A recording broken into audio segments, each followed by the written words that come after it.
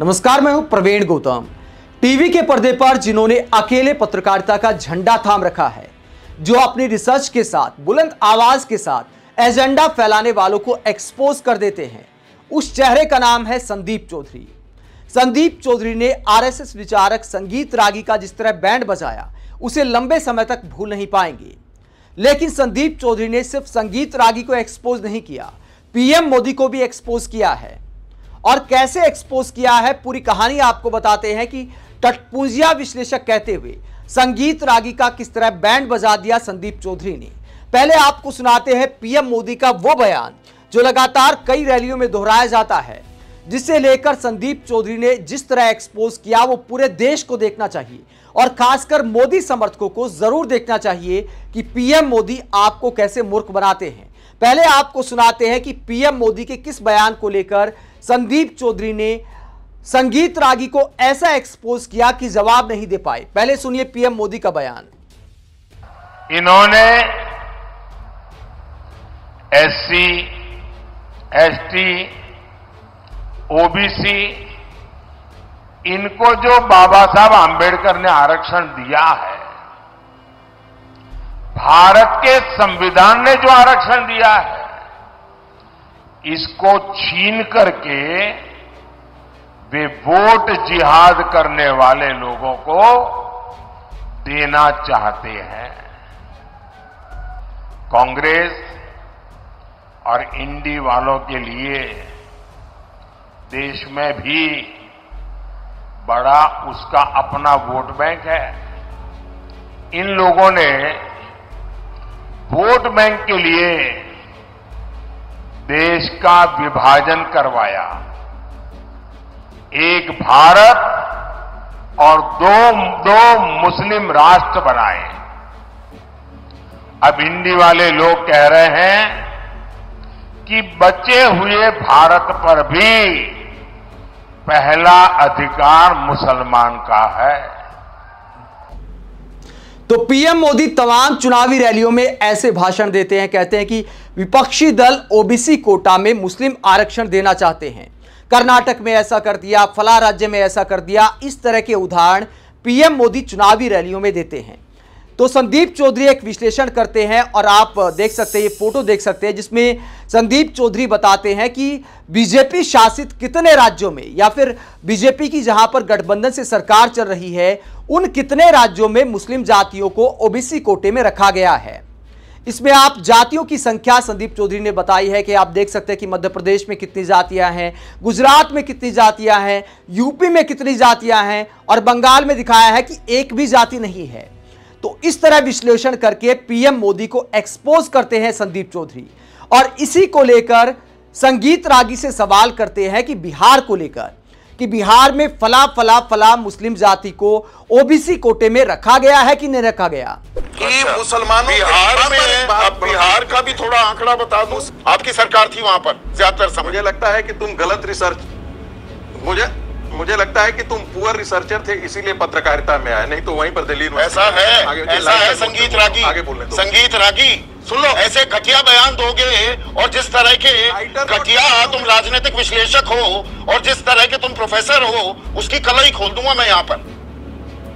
बदतमीजी मेरे साथ कभी करने की कोशिश मत करना। मैं बताऊं, कभी कोशिश मत करना बदतमीजी करने की। एजेंडा लेकर बदतमीजी मत करना। एजेंडा लेकर एजेंडा नहीं चलाता हूं यहाँ पर। एजेंडा लेकर तुम्हारे जैसे रोज एजेंडा लेकर टिटपुंजियों की यहाँ बातें सुनने के लिए नहीं बैठा हूं। हम भी कल तुम्हारे जैसे टिटपुंजियों की बातें सुनने के लिए नहीं बैठा हूं। अरे तुम्हारी बातें सुनने के लिए मैं बैठा हूं क्या? संदीप चौधरी चैलेंज देते हैं कि अगर बिहार में ऐसा नहीं किया गया है तो आपकी जूती और मेरा सर। दोबारा से नाम बता रहा हूँ, शफाली, दुनिया, धोबी, नट, पमरिया, कटियारा, भाट, मेहतर, लालबेगिया, अगर ये बिहार की सूची में ना हो तो संगीत तुम्हारी जूती मेरा सर।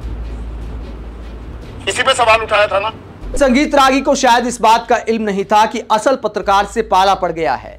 संदीप चौधरी जिस अंदाज में जवाब देते हैं, संगीत रागी लंबे समय तक भूल नहीं पाएंगे। संदीप चौधरी लगातार चैलेंज देते रहते हैं और संगीत रागी बिना कोई जवाब दिए चले जाते हैं। और ये पूरा मामला, ये पूरा वीडियो पूरे देश को देखना चाहिए। संदीप चौधरी ने असल में संगीत रागी की क्लास नहीं लगाई, बल्कि पीएम मोदी की क्लास लगाई है। एक तरह से पीएम मोदी के भाषणों का एक्सरे कर दिया है कि देखिए देश की जनता को कैसे मूर्ख बनाते हैं।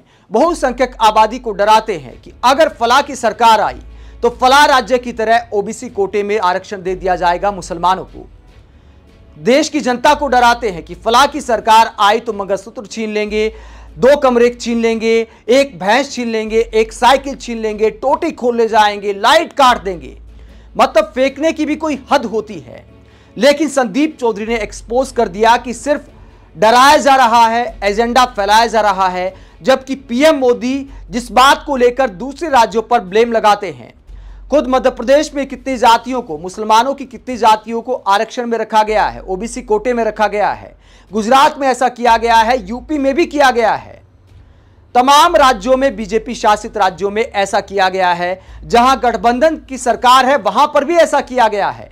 फिर भी देश की जनता को डराते हैं और अपने राज्यों को भूल जाते हैं। विपक्षी दलों की जहां पर सरकारें हैं उन राज्यों को गिनवा देते हैं कि देखिए वहां ओबीसी कोटे में मुसलमानों को डाल दिया।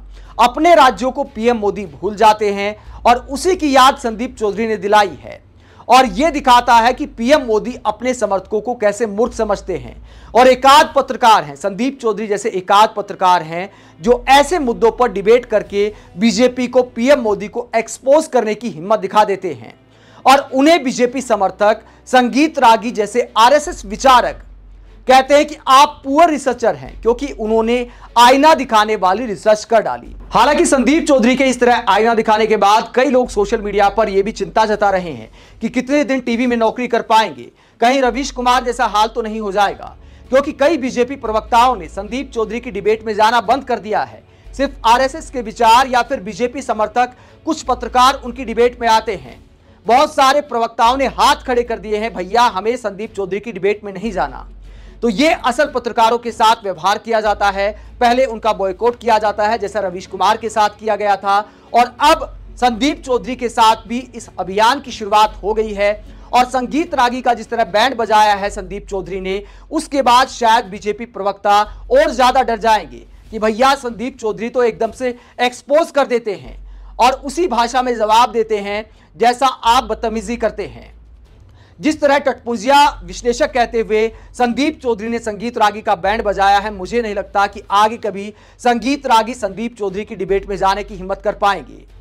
आप संदीप चौधरी की ऐसी बहादुर पत्रकारिता को लेकर क्या सोचते हैं, जिसने संगीत रागी के साथ साथ पीएम मोदी के भाषणों का भी एक्सरे कर दिया और देश की जनता को आईना दिखाया है।